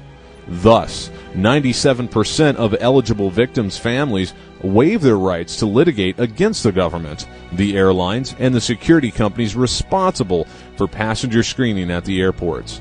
This prevented any discoveries that could be made via legal battle in the courts for nearly every relative of a victim of 9/11. However, our so-called Israeli allies who masterminded 9/11 weren't satisfied with a 97% cover-up. Enter two very dedicated criminal Jews with close ties to the Israeli crime network and judges who very conveniently belong to the same synagogue. Judge Alvin Hellerstein and our new Attorney General, Michael Mukasey. A little background on Hellerstein is necessary here. Judge Hellerstein has a deep and long-standing connection to the Jewish criminal network and close family ties to the State of Israel. Judge Hellerstein's wife is a former senior vice president and current treasurer of a New York-based Jewish organization called AMIT. AMIT promotes Jewish immigration to Israel and stands for Americans for Israel and Torah. AMIT's motto is Building Israel, one child at a time. Judge Hellerstein, age 73, is also a longtime member of the Jewish Center of New York and a former president of the Board of Jewish Education of Greater New York. This raises the obvious question about why, in the 9/11 terror case in which an Israeli security company is a key defendant and in which individuals from Israeli military intelligence are suspected of being involved, was Hellerstein chosen to preside over all 9/11 victim lawsuits? And who chose him? Judge Alvin Hellerstein has stated, quote, "There is an extraordinary public benefit in having these cases resolved and not allowing through them the wounds of 9/11 suffered by our entire society to keep festering." Hellerstein's mission was to quickly resolve the cases. The rush to case resolution was to eliminate all threats of legal investigations by means of more payouts. To this hour, not a single plaintiff's day in court to present evidence in a trial has come to fruition. The more persistent and uncooperative plaintiffs have dealt with the special mediator of Hellerstein's court, Sheila Birnbaum, another key Jew. Sheila Birnbaum, the special mediator, is a partner in the law firm of Skadden Arps, a leading corporate law firm with close business ties to Israel. The firm calls itself, quote, one of the leading U.S. legal advisors to Israeli companies doing business and raising capital outside of Israel. The firm's website proclaims, many of our attorneys are thoroughly familiar with the legal structure, business environment, and political system of Israel, and several have been admitted to the bars of both Israel and New York, and are fluent in Hebrew and English, unquote. Israeli individuals and companies, however, are suspects and defendants in the crimes of 9/11. At least 200 Israeli suspects were arrested in connection with 9/11. Certainly, these salient facts cannot be mere random coincidence.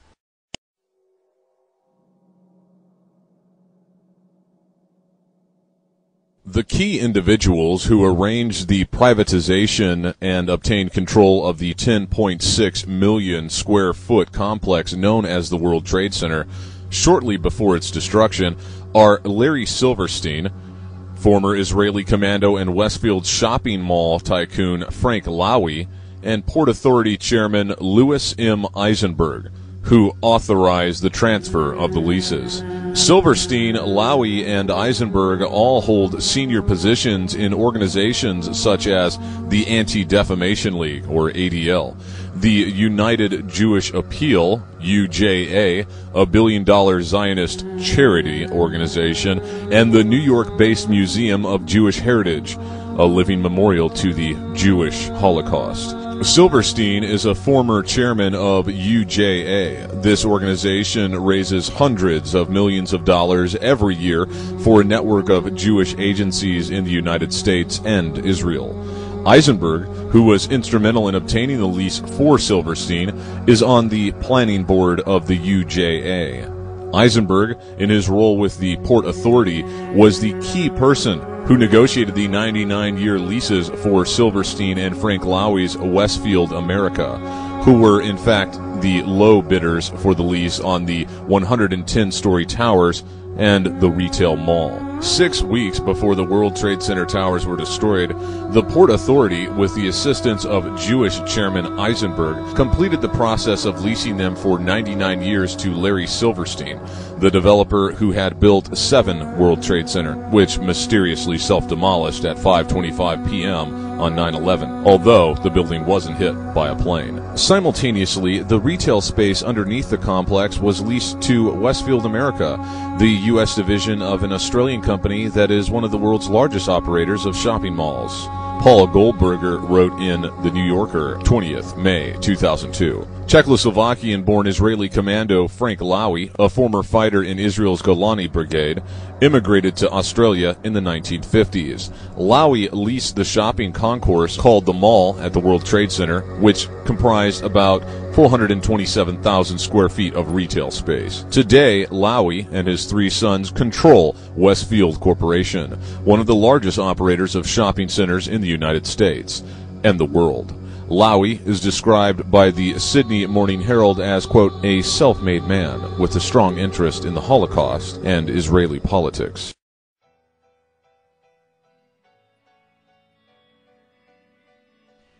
Dov Zakheim's SPC Corporation provided the flight termination system and command transmitter system. Some people have posited that the planes that flew into the towers were remote controlled.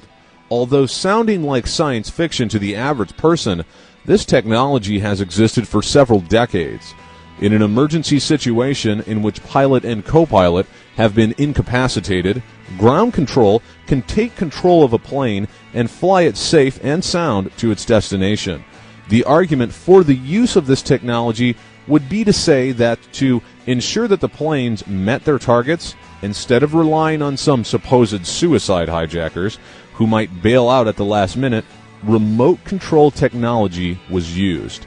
We are not here to argue for this point, nor disagree with it, but it is more than telling that System Planning Corporation, or SPC, designs, manufactures, and distributes highly sophisticated technology that enables an operator to fly by remote control as many as 8 different airborne vehicles at the same time from one position, either on the ground or airborne.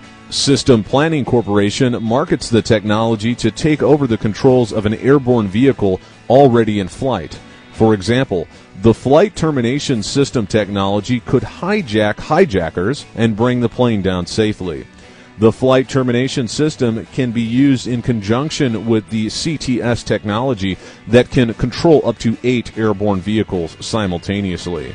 The possibility of nefarious use of these brilliant technologies developed and deployed by Systems Planning Corporation certainly deserves careful consideration in any full and impartial investigation of what actually took place on 9/11. In the context of 9/11, it also needs to be pointed out that Rabbi Dov Zakheim was Chief Executive Officer of System Planning Corporation's International Division until President George W. Bush appointed him Undersecretary of Defense and Comptroller of the Pentagon. Not long before Rabbi Zakheim rose to power over the Pentagon's labyrinthine, bottomless accounts, he co-authored an article entitled Rebuilding America's Defenses, Strategy, Forces, and Resources for a New Century, which was published by the Project for a New American Century in September 2000, exactly a year before 9/11. In this article, on page 51, it is stated that, quote, the process of transformation, even if it brings revolutionary change, is likely to be a long one, absent some catastrophic and catalyzing event, like a new Pearl Harbor, unquote.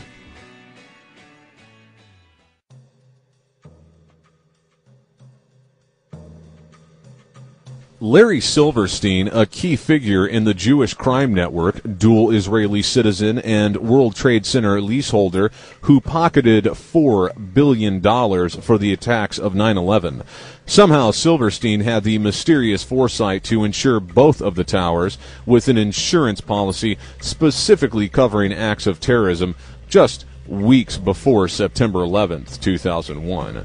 But things get more absurd than this. Enter P-Tech.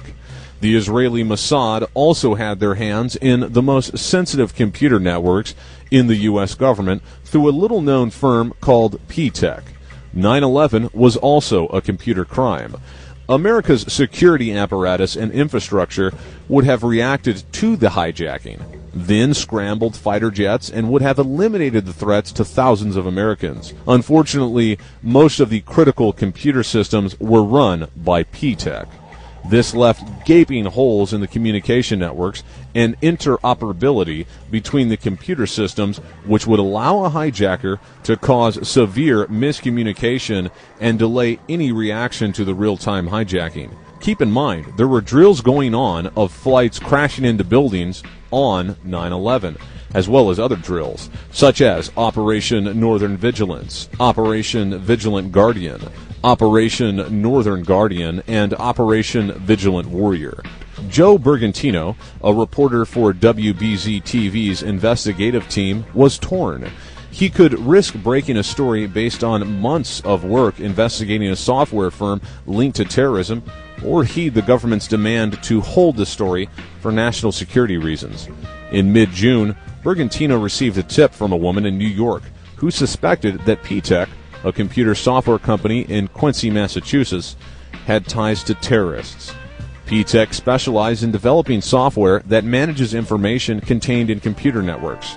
Bergantino's investigation revealed that P-Tech's clients included many federal government agencies, including the U.S. Army, the U.S. Air Force, the U.S. Naval Air Command, Congress, the Department of Energy, the Federal Aviation Administration, or FAA, and the Internal Revenue Service, as well as NATO and the Federal Bureau of Investigation, and moreover, the Secret Service and even the White House. On the surface, it seemed P-Tech can be linked to Saudis and Arabs, as they are the frontmen financiers of P-Tech. This is not dissimilar to the pattern, as the deceptive alternative media has also linked the official story's antagonists as night teen hijackers from Saudi Arabia.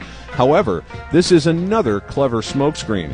Recall our mention of the word Sionim, which means a Jewish informant or helper. Michael Goff, a criminal Jew who comes from a long line of B'nai B'rith Freemasons, left a very cushy job with the law firm of Cedar and Chandler to work for Arabs and run marketing for an unknown software company. Michael Goff was marketing manager at P-Tech Incorporated, a leading provider of business process modeling, design, and development software. In this capacity, Michael managed various marketing programs and activities, including public relations, direct mail, web development, collateral, trade shows, and seminars. Additionally, Michael worked closely with the P-Tech sales organization to perform competitive analysis as well as manage lead tracking and fulfillment activities. Goff also worked for an Israeli-run computer security company called Guardium. Guardium is a database security firm, clearly a Mossad operation working in a critical area,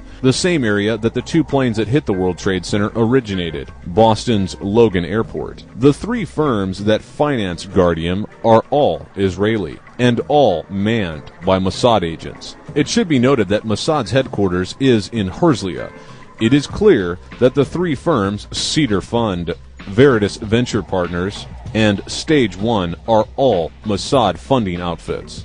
So with P-Tech, what we had was an American Sion, i.e. a Jewish agent who works with the Mossad when necessary, Michael S. Goff, who had Mossad agents feeding him information and directing him while he worked with his Lebanese Muslim partners in P-Tech. Now, why would a young American lawyer working with a good law firm in his hometown suddenly leave the practice of law and work with a dodgy startup software company owned and financed by a Lebanese and a Saudi? Goff's family is a well-respected and well-known family in Worcester, Massachusetts. After law school, he had it made at the law firm.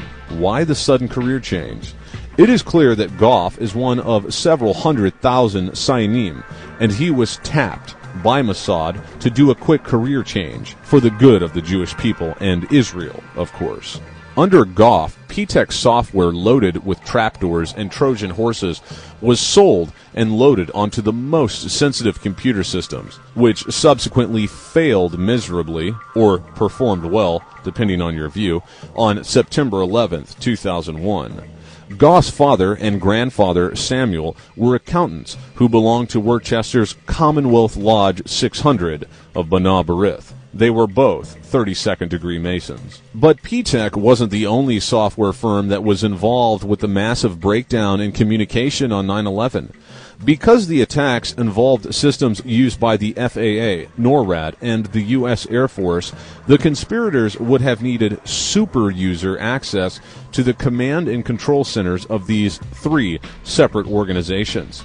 One such company is MITRE Corporation. Indira Singh, an IT consultant who previously worked on a Defense Advanced Research Project, or DARPA project, and who was employed by J.P. Morgan on 9/11 in risk management, pointed to MITRE's role at the FAA during the 9/11 Citizens Commission hearings in New York in September 2004. Quote, P-Tech was with the MITRE Corporation in the basement of the FAA for 2 years prior to 9/11, Singh said.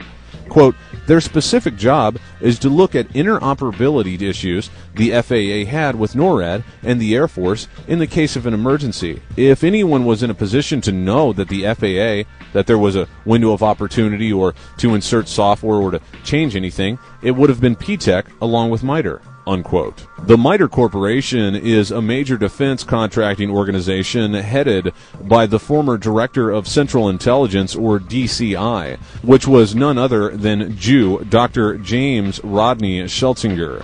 Schlesinger, who was reportedly made DCI at the request of Henry Kissinger in 1973, later served as Secretary of Defense. Schlesinger, a former Director of Strategic Studies at the RAND Corporation, was described in a 1973 biography as a devout Lutheran, although he was born in New York in 1929 to immigrant Jewish parents from Austria and Russia.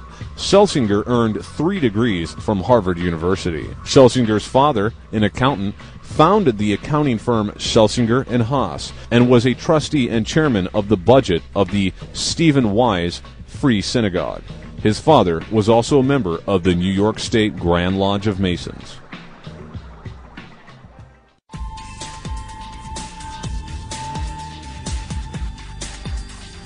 On 17th October 2001, Michelle Moad reported in the Mercury of Philadelphia that 2 men were caught by federal immigration authorities with detailed footage of the Sears Tower in Chicago, Illinois. The authorities described them as Middle Eastern men. Police arrived on the scene due to a call from Pizzeria Uno, a restaurant whose manager reported that the men had a tractor trailer and were dumping something described as a pile of furniture at the rear of the pizzeria. Of the 2 men, one identified himself as Moshe Almakias, age 30. This person fled the scene, according to police. The manager of the restaurant reported to the officers that the vehicle read Moving Systems Incorporated and included a phone number. The Middle Eastern man, later identified as Ron Qatar, age 23, exited the vehicle and said that the operator, 30-year-old Moshe Almakias, was across the street.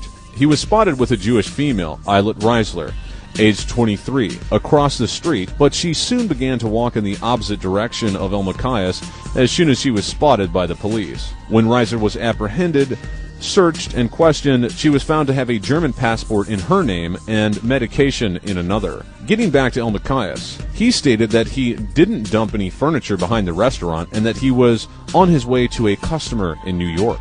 He was unable to provide either an address or phone number for the customer. When an arriving officer examined the vehicle, it was found to be in numerous violations and even not in safe working order and was subsequently put out of commission. The truck was, in fact, loaded to 3/4 capacity with household items, boxes, and furniture. Officer Gerald Swartz of the Whitpain Police Department found a video camera amongst the load. Plymouth police officer David McCann reviewed the tape and found that it had footage of Chicago, but suspiciously had numerous zoom-in shots of the Sears Tower. The 3 suspects were eventually questioned by the FBI and detained by INS. The Israelis were eventually released, but coupled with the antics of the dancing Jews that were caught on 9/11 and their front company, Urban Moving Systems, and these suspicious characters and their supposed moving company, is it possible that the plane that went down in Pennsylvania was intended for the Sears Tower in Chicago before the aircraft made an abrupt change of course over the state of Ohio?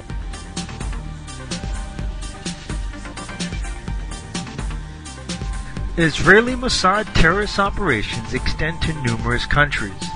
Here is just one example apart from 9/11 and others that we have briefly covered. As reported in La Voz de Altasan, two men posing as press photographers, one of them a former Israeli colonel and Mossad agent, were arrested inside the Mexican Congress on October 10, 2001, armed with 9mm pistols, 9 grenades, explosives, 3 detonators, and 58 bullets, but were released following intense pressure from the Israeli embassy. The report stated, "We believe that the two Zionist terrorists were going to blow up the Mexican Congress. The second phase was to mobilize both the Mexican and U.S. press to blame Osama bin Laden. Most likely then Mexico would declare war on Afghanistan as well, commit troops, and all the oil it could spare to combat Islamic terrorism." As reported in La Voz de Altasan, Los Angeles, Alta California.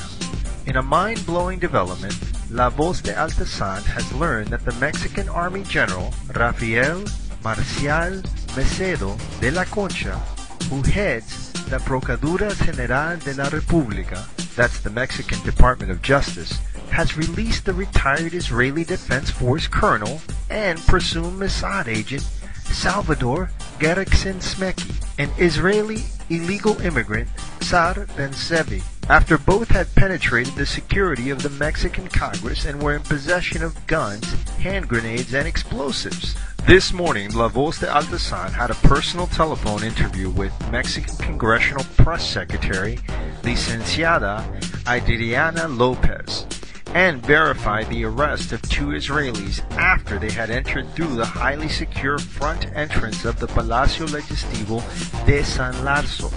She stated to La Voz de Altasan that the 2 terrorists had taken advantage of the situation that had occurred about 1700 hours of Wednesday, October 10th, when a large contingent of sugar industry unionists were entering through the metal detectors.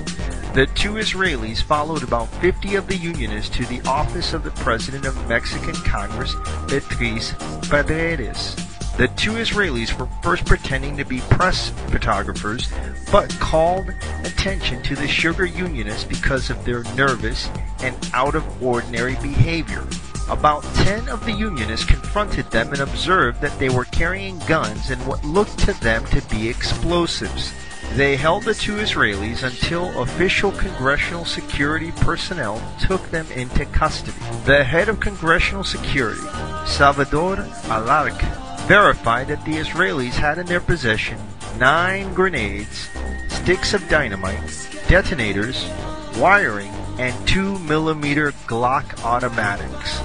Mexican Congressional Press Secretary Licenciada Adriana Lopez informed La Voz de Altasan in the telephone interview that congressional security then turned the terrorists Salvador Gerexin Smeki, age 34, and Sar Ben-Zevi, age 27, to the Procuraduría General de la República, Mexican Department of Justice, which is headed by Mexican Army General Rafael Marcial Macedo de la Concha. Initial reports by the Procuraduría General de la República, PGR, were that both Israelis worked for a private security agency and that they both had gun permits. It turned out that there was no connection to either suspect to any private security agency. The PGR has released the retired Israeli IDF colonel with the official explanation that he had a legal permit to carry a gun. They also released the illegal Israeli immigrant on about $4,000 bail and had the case turned over to the Mexican immigration authorities. Mexican Congressional Press Secretary Licenciada Adriana Lopez was surprised to hear from La Voz de Altasan of the release of the 2 Israelis. La Voz de Altasan has also learned that the Israeli embassy used heavy-handed measures to have the 2 Israelis released.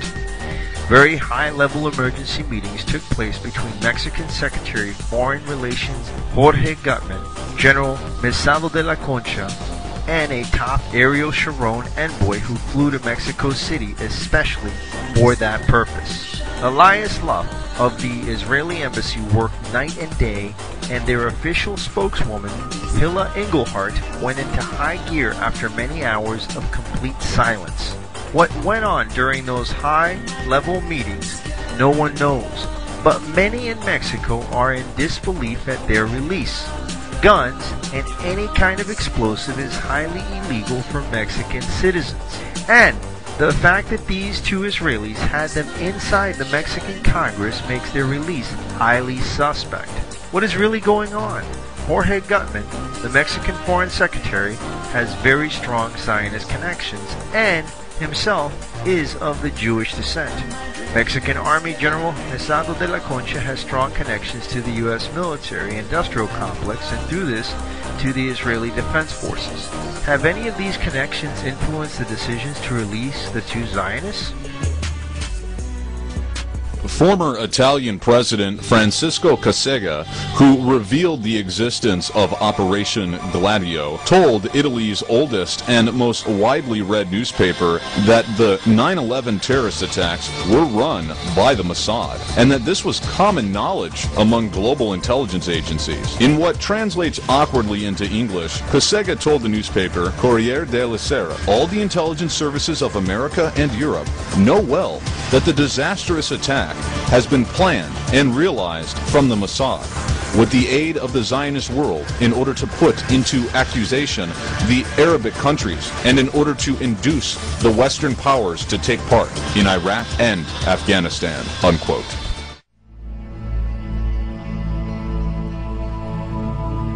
The script for Missing Links was originally over 5 hours. Due to time constraints, many key individuals with established connections to 9/11 could not be examined. Here are a few ancillary pieces of evidence and information which you may research in greater detail on your own. It is possible that these will be exhaustively addressed in another film by the makers of Missing Links or by other investigators in the future. We encourage you to do your due diligence in investigation. Jack Abramoff. He entertained the supposed lead hijacker Mohammed Atta aboard his yacht. Keep in mind that the argument of this video is that personalities such as Atta were only used as misdirection. Such villains like Osama bin Laden are mere inventions of the Jewish crime network and are thus hardly worth mention, save for their direct connection to the Jews who planned, orchestrated, and benefited from 9/11. Iser Harel, a Polish Khazar Jew who founded Israel's Mossad. He ran Mossad from 1947 to 1963. He was director of Shin Bet from 1948 to 1952 and Haganah. In his career as a Jewish terrorist, he was also intimately involved in the JFK assassination. As a side note, the film which unashamedly shows the assassination of President John F. Kennedy was filmed by Abraham Zapruder. Zapruder is a Jew. The Zapruder film serves as a warning to anyone who would attempt to take on the Jewish mafia. It was absolutely no coincidence that a Jew happened to catch the assassination on video camera. But the topic of the Jewish hand in the JFK assassination is the subject for another film. Getting back to Iser Harel, it is extremely important to mention that Harel predicted in 1979 that the, quote, tallest building in New York City, unquote, would be hit by, quote unquote, terrorists because it was a phallic symbol. The fact that 9/11 was planned by the Jews through the admittance of Iser Harel is documented in a book by Michael Evans. Evans is a Jewish Khazar masquerading as a Christian. This is referred to as a crypto-Jew.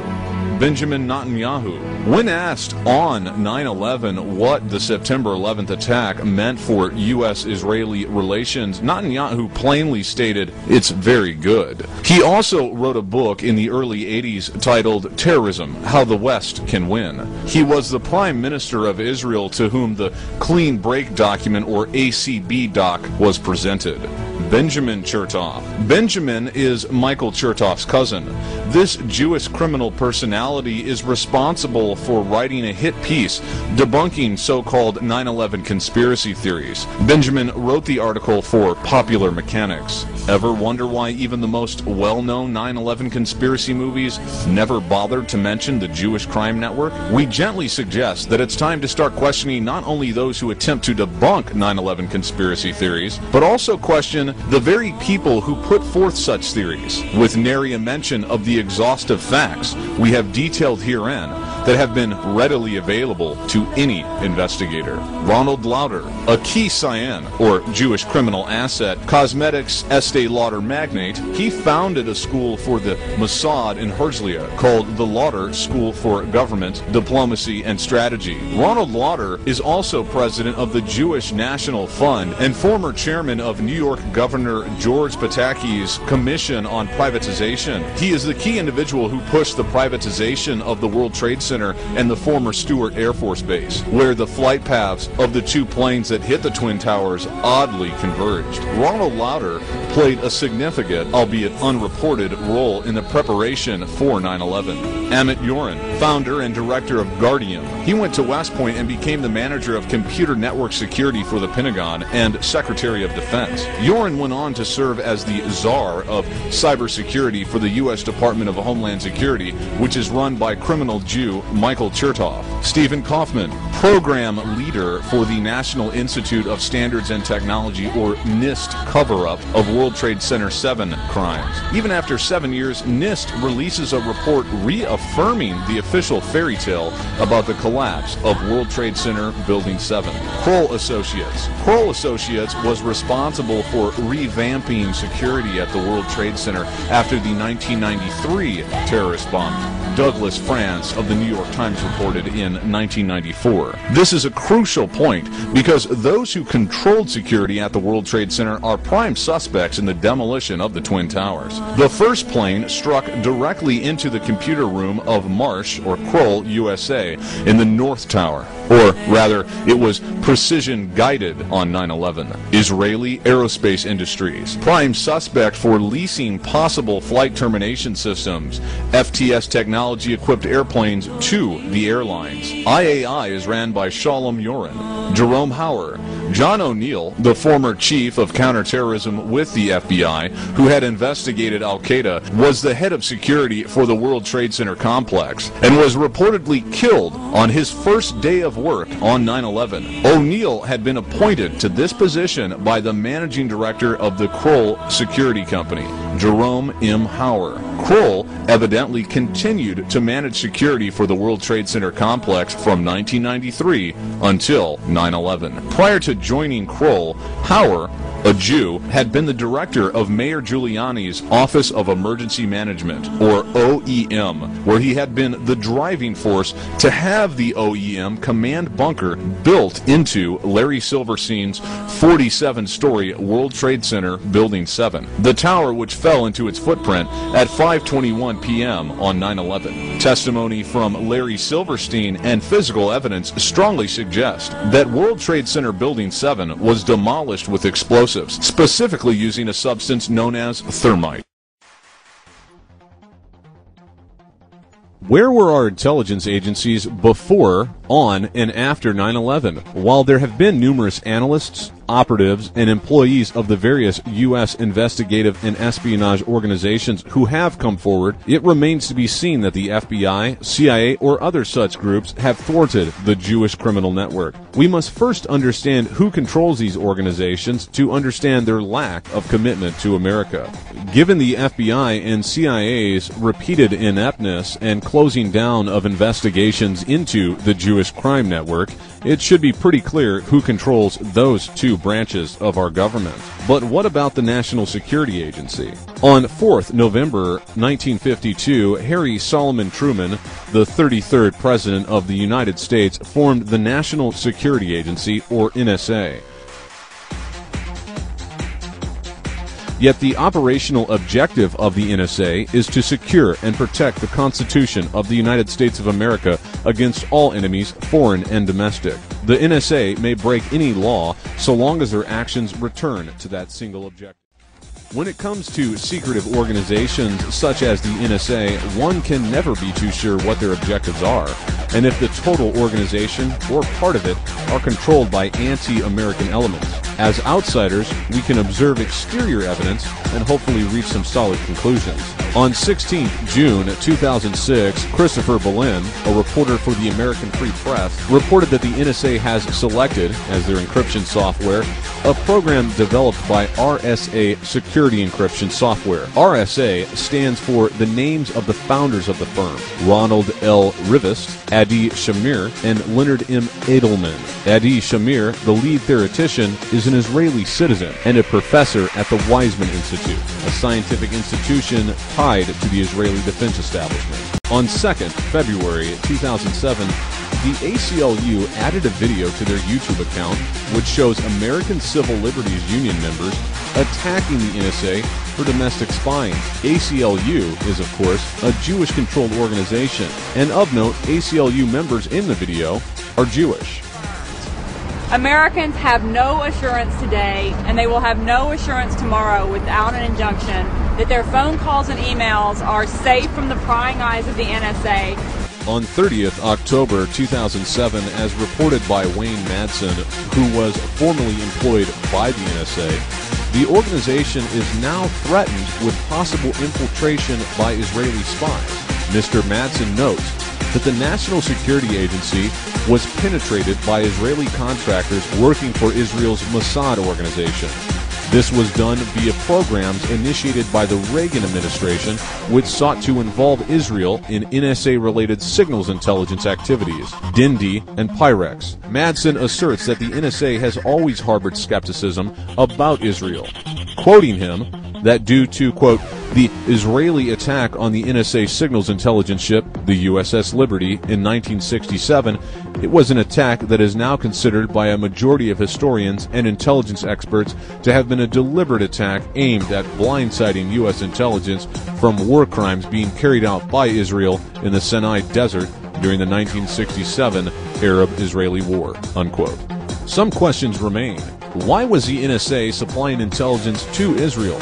Why is the Jewish-controlled ACLU preaching against the NSA? Why is the NSA still doing business with Israel when it is known that the USS Liberty was an NSA ship and it was Israel that intentionally attacked and killed 34 Americans on board and wounded over 170 others? Finally, why is Israel trying to infiltrate the NSA if they already seem to have such a close and favorable relationship? Who are you guys? If the intelligence world was a family, think of us as the uncle that no one ever talks about.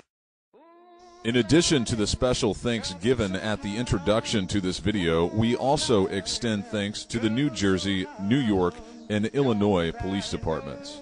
Thank you for your service. Don't nobody know my trouble but God. Ooh, Lord, my trouble so hard. Ooh, Lord, my trouble so hard.